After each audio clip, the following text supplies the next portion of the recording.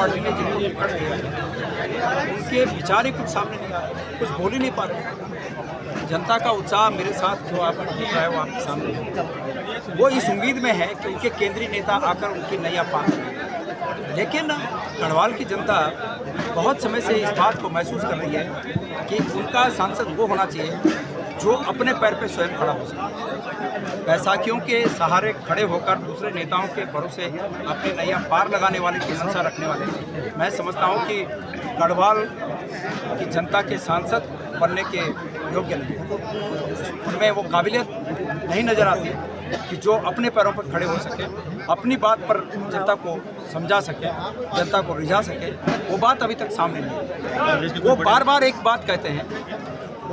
बात कहते हैं कि मोदी जी लोगों ने 10 साल देख लिया ना मोदी जी। भाई अपना भी तो कुछ बोलिए। हम तो अपना बोल रहे हैं। मैं तो ये कह रहा हूँ कि सरकार से भी बड़ी बात यह है कि आपका सांसद काबिल हो, जो भी सरकार हो उस सरकार के आंखों में आंखें डालकर बात कर सके कि अंकिता भंडारी के बारे में क्या आपकी राय है। अग्निवीर योजना लागू होकर आपने जो उत्तराखंड के युवाओं के साथ बड़ा धोखा किया है, इसको आप तत्काल हटाइए और फौज की रेगुलर भर्तियां शुरू करिए।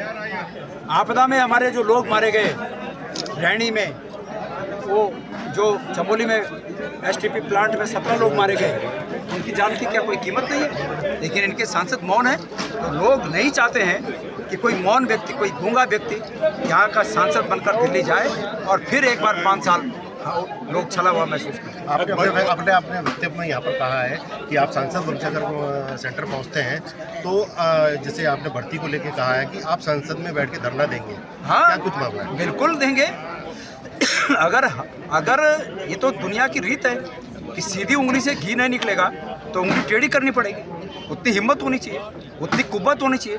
सरकार हमारी हो चाहे सरकार विपक्ष की हो, लेकिन एक सांसद के अंदर इतनी कुव्वत होनी चाहिए क्योंकि वो 15 से 20 लाख लोगों के वोटों का नुमाइंदा है। 15 से 20 लाख लोगों के मत उसके साथ जुड़े हैं, उनकी ताकत उसके साथ है। तो उसमें इतनी कुव्वत होनी चाहिए कि वो संसद को हिला कर रखे।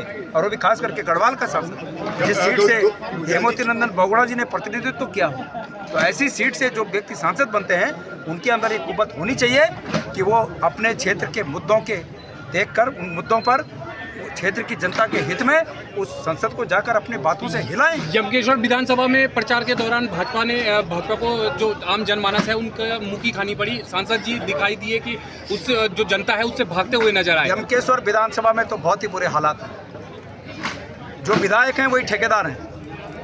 मतलब विधायक और विधायक के परिवार के लोग ठेकेदारी कर रहे हैं, लोगों को धमका रहे हैं। और कल मैंने देखा कि वहाँ बहुत विरोध का सामना करना पड़ा उनको।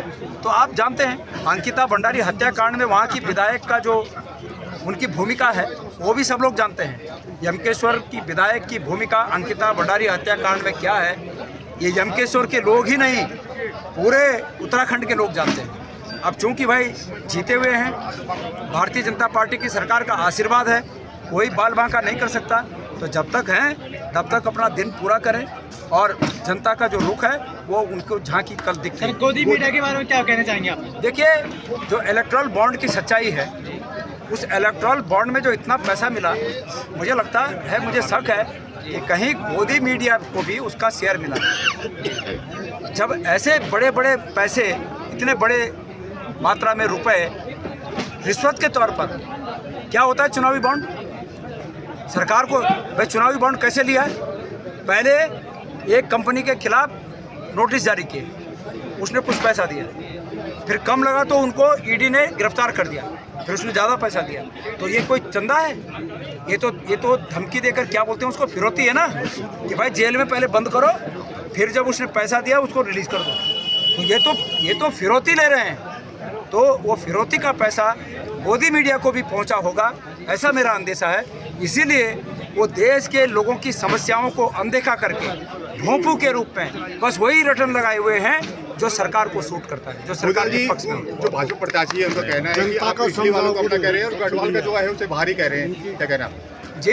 जो भाजपा प्रत्याशियों को कहना है कि जो इटली वाले हैं उनको आप अपना कह रहे हैं और जो गढ़वाल के हैं उनको बाहरी कह रहे हैं। देखिए, मैं समझता हूँ कि अनिल बलूनी जी कमर के नीचे वार करने की बात कर रहे हैं, और अगर उन्होंने कमर के नीचे वार करने की ठान ली है तो गणेश गोदियाल के तर्कस में तमाम ऐसे तीर हैं।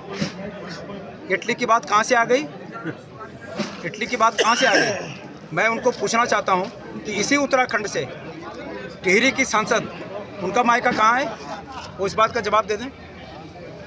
इस बात का वो जवाब दे दें कि उनकी सांसद का मायका कहाँ है। देखिए, अगर कमर से नीचे वार करने की बात आएगी तो आज मैं पहला प्रश्न बलूनी जी से ये पूछता हूँ कि आप पलायन की बात करते हैं तो पहले इस बात का आप खुलासा करिए कि आपकी पत्नी उत्तराखंड के उच्च शिक्षा विभाग में कार्यरत थी और आप उनको डेपुटेशन पे यहाँ के छात्रों के हितों को दरकिनार करके, यहाँ के छात्रों के हितों को पीठ लगाकर अपने राजनीतिक रुतबे का प्रयोग करते हुए उनको दिल्ली के रेजिडेंट कमिश्नर के ऑफिस में डेपुटेशन पर ले गए। तो पलायन की बात करने वाले अपनी पत्नी का खुद पहले पलायन कर रहे हैं।